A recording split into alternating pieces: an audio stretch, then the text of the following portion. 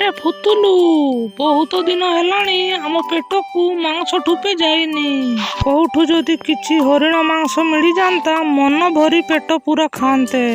ଆରେ ଗୌର, ଆମେ ତ ସହଜରେ ହରିଣକୁ ଶିକାର କରିପାରିବାନି, ଆଉ ହରିଣ ମାଂସ କେମିତି ଖାଇବା?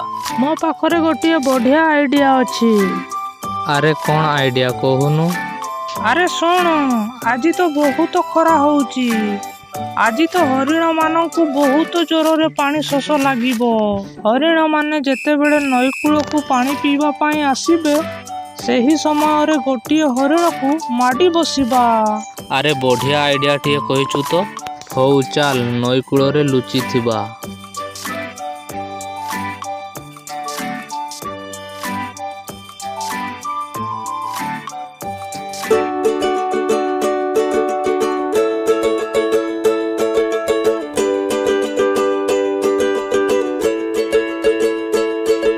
ଆରେ ଫୁତୁଲୁ, ଏଇ ବୁଦା ମୂଳରେ ଲୁଚିଥିବା।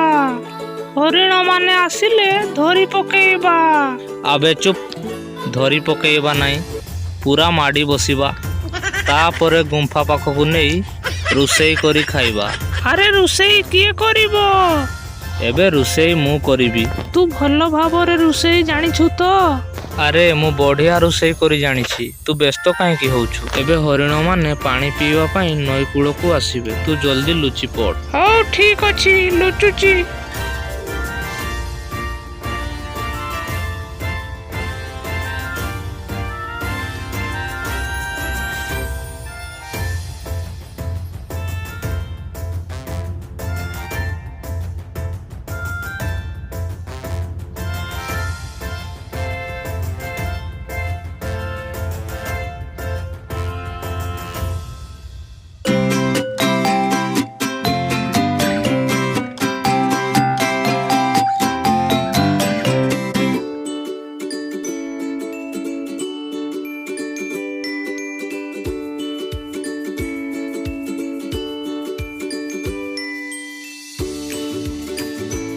ଆରେ ଫୁତୁଲୁ, ମାଡ଼ି ବସ, ପୁରା ମାଡ଼ି ବସ, ଧରି ପକା। ଆରେ ଧରୁଛି, ବ୍ୟସ୍ତ କାହିଁ ହଉଛୁ?